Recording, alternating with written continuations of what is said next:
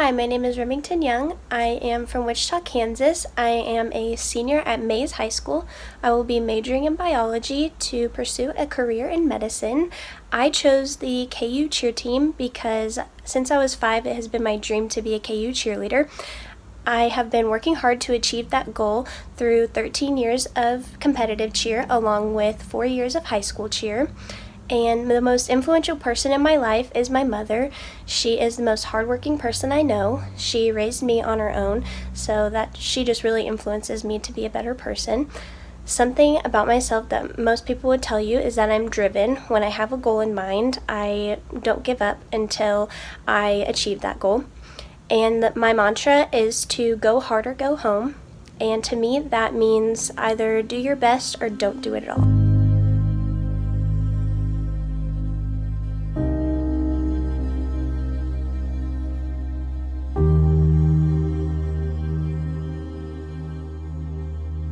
I would say one word to describe Remington was sunshine. Sunshine. Sunshine. I heard one of her friends call her the color yellow. I mean, that is such a good description of her. She was just, sunshine, like they all said. She's just a bright light. I thought that probably a week after I had met Remington. As a child, Remington was driven, sweet. She just was adorable. She was a really cute, blonde-haired, blue-eyed little thing. And Remi was a caring person. I think that's the thing that always stood out most to me. Even as a 4-year-old child, she cared about her peers, adults, coaches. The moment that she kind of picked up that you were not feeling great or, kind of down the dumps about something, she was right there to make sure that ceased immediately. She wanted to nip that right in the bud. She's really good at that. She was the kind of person who was always there for you no matter what she was going through. I could have the smallest little problem and her world could be falling apart and she would sit and listen to whatever I was going through. She just wanted everyone to smile and laugh and just have the best day, even if she wasn't. She made you feel like you were worth something. And she gave all of her light to everyone that she came across. She didn't really keep much of it for herself because she wasn't a selfish person. Amy brought her into the gym and to the counter, and she most matter-of-factly said, "I want to be a cheerleader." And I told her, well, that you had come to the right place. And I finished up business with her mom, and I took her hand and we walked out to the gym, and she was ready to go. Remington was definitely a very, very focused type athlete. Every time that she came to the gym, she always had something in mind that she had as her goal for that day. She just always was driven. Like I said, that's, I think, the best way I can describe her. I saw Remi in the gym 4 to 5 days a week, so she always made sure to stop by and tell me hi and ask me how my day was. She didn't like to be the center of attention, which is weird, you would think, as a cheerleader and in front of so many people, but she liked to shine in the background. She wasn't that kid, and she was also someone that would cheer everybody else on, no matter what.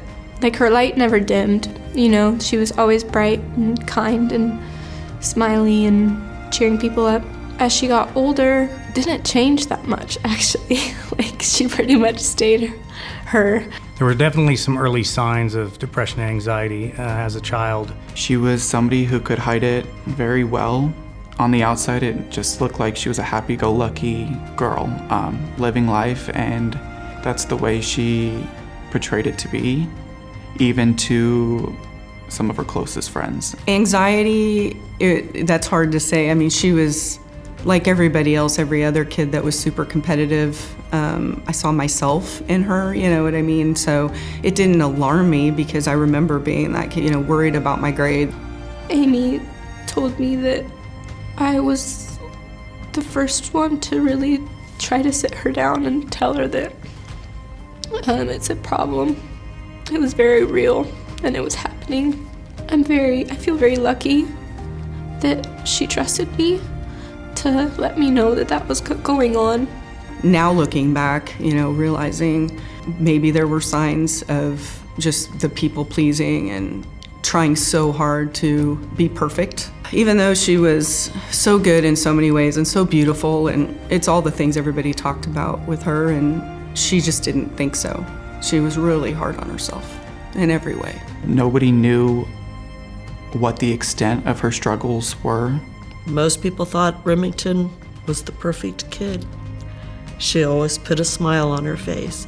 And so, of course, we all learn, even at our age, that what we see just isn't always what's going on.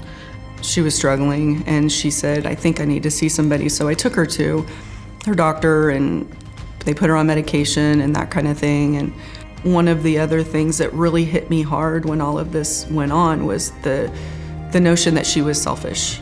She was the most unselfish person I've ever met in my whole life. Always putting others, to include myself. It's one of the reasons she, isn't here, I think, as far as I'm concerned.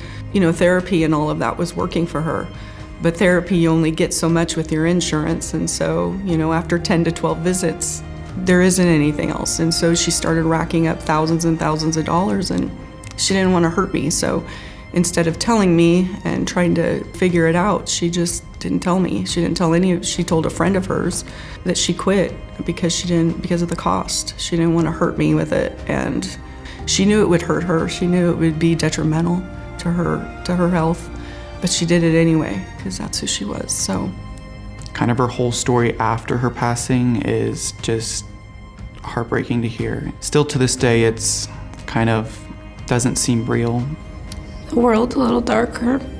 The sun doesn't really feel as bright, There's not a day that goes by that I don't think about her. it's one thing to be a student in college, it's a whole other thing to be a student athlete. I feel like when you're a student athlete, it's like you need to be smart, you need to be athletic. We don't really have time for your mental health right now. Like, you've got so much else going on. But that's also so important, because if you don't have the mental health, then everything else is going to fall. By nature, student athletes have already a stressful strain on them psychologically, just due to the fact of being able to balance that work-life struggle.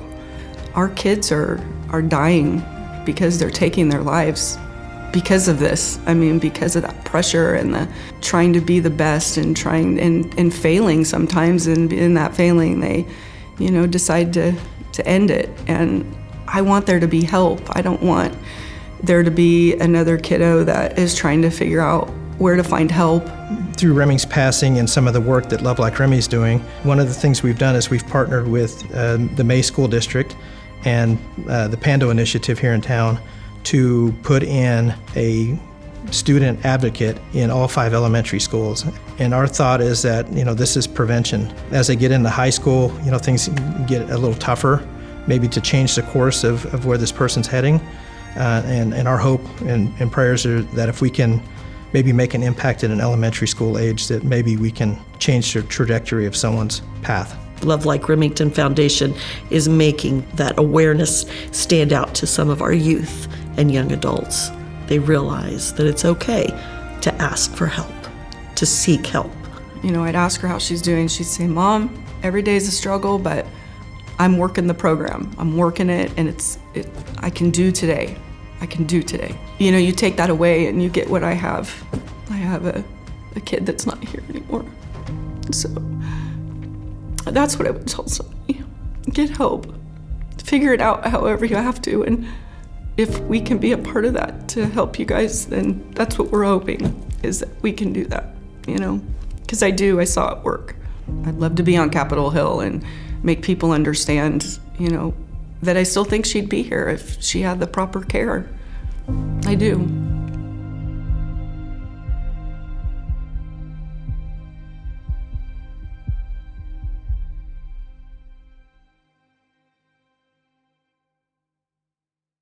In June of 2022, we sat in a coffee shop with Amy and a few moms who really poured out their heart and their soul as to what they wanted Remington's legacy to be. I was moved to my core.